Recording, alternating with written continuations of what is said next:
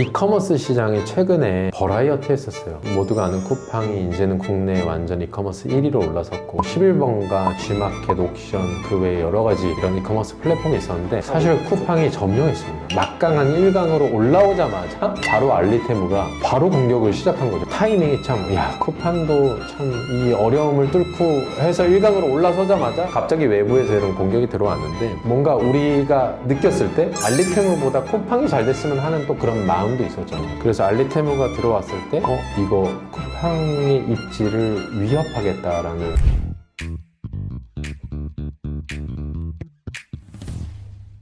안녕하세요, 장요한입니다. 안녕하세요, 김한웅입니다. 안녕하세요, 강병훈입니다. 오늘은 알리테무에 대해서 준비해봤습니다. 알리테무는 직구 이커머스 플랫폼인데 우리가 관세사기 때문에 특별히 알리테무에 대해서 좀 다뤄봐야 된다라고 생각했고 수출입의 관점으로도 이야기할 것들이 많은데 이커머스 시장에서 또 알리테무가 미치는 파급력이 많다 보니까 오늘 한번 다뤄보도록 하겠습니다. 우리 두 분 알리테무 최근에 이용해 본 적 있으세요? 이용을 했던 게 알리익스프레스가 아니라 알리바바. 캠핑용품 사업 시작했을 때 알리바바는 도매로 MOQ를 채워서 대량으로 구매를 했을 때 그 시절에 처음에 이용을 해보고 이제 알리익스프레스에서 물품도 구매를 해봤는데 느꼈던 건 생각보다 배송이 좀 오래 걸렸다. 얼마나 걸렸어요? 보통은 한 일주일 이상 걸렸던 것 같아요. 국내에서 구매를 하고 바로 다음날 받는 거에 익숙해져 있다 보니까 그것도 오래 걸린다라고 느껴지는. 그리고 테무 같은 경우는 이용을 안 했는데 어플을 깔고 들어갔더니 뭔가를 내가 일정 액수를 채우면 이걸 다 준다는 거야. 근데 이제 그게 너무 사기 같아. 그러니까 아이씨 뭐야 하고 그러고 꺼버리게 되더라고. 아, 그러면 테무는 이용 안 해봤어요?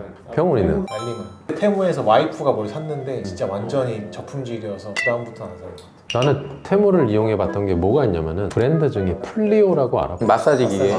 불과 6개월 전만 해도 플리오랑 비슷한 업체들이 엄청 많았어. 목 마사지기 정도만 나왔을 때 그걸 사러 들어갔다가 테무에서 똑같은 걸 봤어. 플리오는 몇십만 원인데 거기서 산 게 내가 4만 원인가? 두 개 사서 하나 나 쓰고 하나 엄마 드리고 그렇게 해서 한 번 샀는데 내가 아는 분은 거기서 후드 집업 약간 바람막인데 후드 있는 옷을 샀대. 그 모자를 뒤집어 쓰는데 갑자기 머리가 너무 아프다는 거야. 그거를 한번 빨래해야겠다라고 하고 물에다 담가놨는데 시커먼 물이 나온다는 거야. 그래서 그냥 버렸대. 약간 이런 에피소드들이 또 주변에 많더라고요. 굉장히 저가인데 한 10개 사서 한 5, 6개는 실패해서 뭔가 버린다. 나는 충전기를 샀는데 내가 볼 때만 충전해. 내가 볼 때만 꽂아놓고 내가 안 보면 다 빼. 터질까? 터질까? 그래서 내가 있을 때만 항상 충전해 그건. 이게 우리가 어떤 면에서는 관세사기 때문에 조금 더 보수적일 수 있을 것 같아. 여기서 한 가지 관세적으로 일반인 분들이 조금 더 쉽게 이해하기 위해서 설명을 드리면은 해외 직구라는 제도가 해외에 있는 물품을 원래는 보통 수입업자들이 수입을 하면서 우리나라로 치면 그냥 KC 인증 같은 인증을 받고 한 번에 법적인 방어막이 생기잖아요. 그걸로 문제가 없다라는 걸 한국 수입업자의 명의로 인증을 받고 관세, 부가세를 납부하고 수입업자의 마진까지 얹어서 판매를 하기 때문에 비싸게 좀 샀었던 거죠. 근데 해외 직구는 뭐냐면은 수입업자 필요 없고 해외에서 판매하는 플랫폼에서 직접 소비자가 샀을 때 관세, 부가세도 면제해준다. 인증도 면제해준다라는 의미거든요. 어떤 소비자의 후생적인 차원으로 봤을 땐 가격을 훨씬 더 저렴하게 살 수 있지만 반대편으로 봤을 때 품질 이슈나 이런 부분에서 문제가 생겼을 때 보호해줄 수 없다. 그래서 다 겁을 내는 거예요. 관세사기 때문에 그런 부분을 워낙 잘 알다 보니까 그 충전기 터질까봐 걱정하고 옷에서 뭔가 화학약품이 뒤집어 썼을까봐 걱정하고 그런 부분이 있는 거죠. 아무래도 우리가 뭐 한참 밈이 있었잖아요. 중국산 제품에 대해서 약간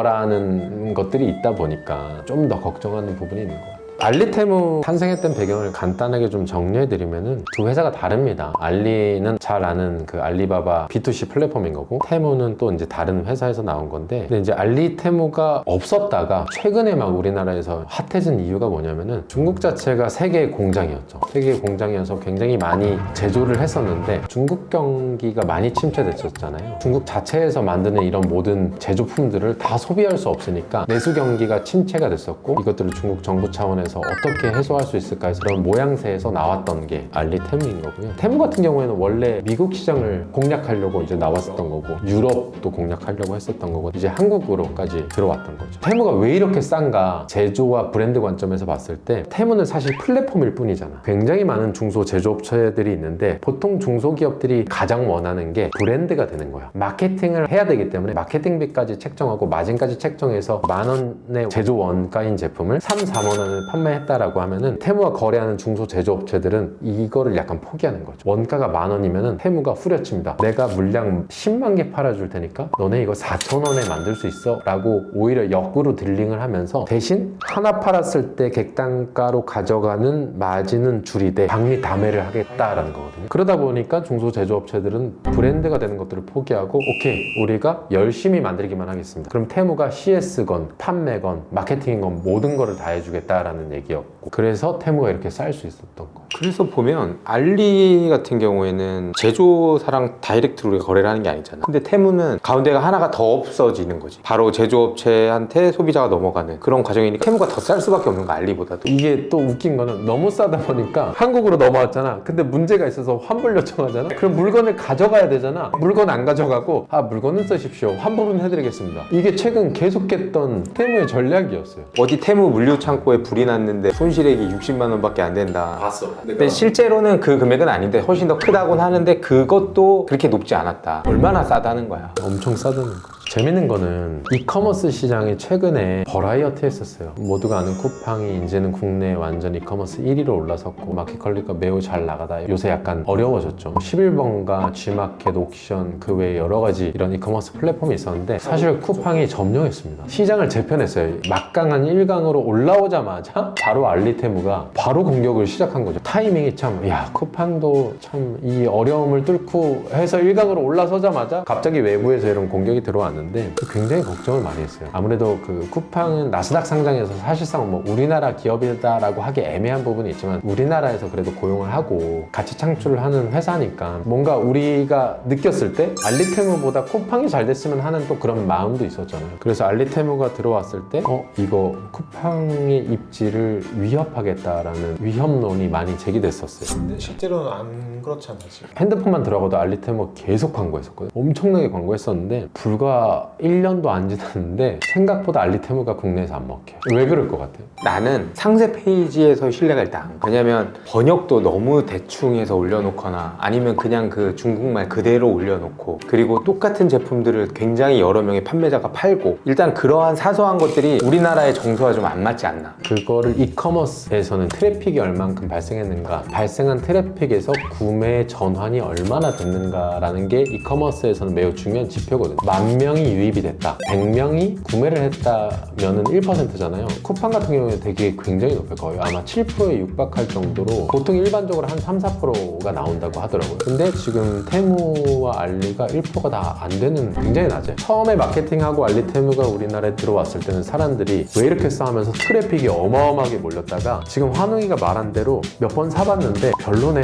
못 믿겠네, 들어가서 보는데 안 사는 거야. 나 같은 경우는 그래. 뭔가를 계획하고 산다 이랬을 때 쿠팡, 알리, 테무에서 사? 아니지, 네이버에서 그걸 키워드를 딱 쳐서 들어가지. 그렇게 사는 건데 알리, 테무, 쿠팡에서 살 때는 결국에는 갑작스럽게 사는 거란 말이야. 그러면은 빨리 와야 될 거야. 쿠팡이 당연히 1위지 그거는. 내일 오니까. 근데 알리, 테무에 살라 그러면 일주일을 기다려야 돼. 그럼 당연히 거기서 안 사게 돼. 10,000원짜리가 3,000원에 판다고 난 10,000원짜리가 내일 오는 게 중요하지. 3,000원짜리 일주일 뒤에 오는 거. 이게 너무 중요한 이야기 같아. 쿠팡은 로켓 배송이라는 걸로 필요한 생필품들을 바로바로 사는데 알리와 테무는 이제 성격이 뭐냐면은 아이쇼핑이야. 그냥 가서 보다가 이거 뭐지 하고 신기해서. 후킹당해서 사는 건데 이제 여기 짜치네 그리고 보다가 마는 거지. 불과 한 6-7개월 전만 해도 야 쿠팡 위험하다, 이거 어떻게 막겠는가 하면서 쿠팡이 또 중국으로 진출해서 중소제조업체랑 직거래를 맺고 그거 매니징하면서 쿠팡에 입점시키는 그런 이제 대응도 했었거든요. 근데 지금은 알리테무의 구매 전환율이나 이런 것들이 생각보다 안 좋다. 그러면 알리가 한국에 물류센터를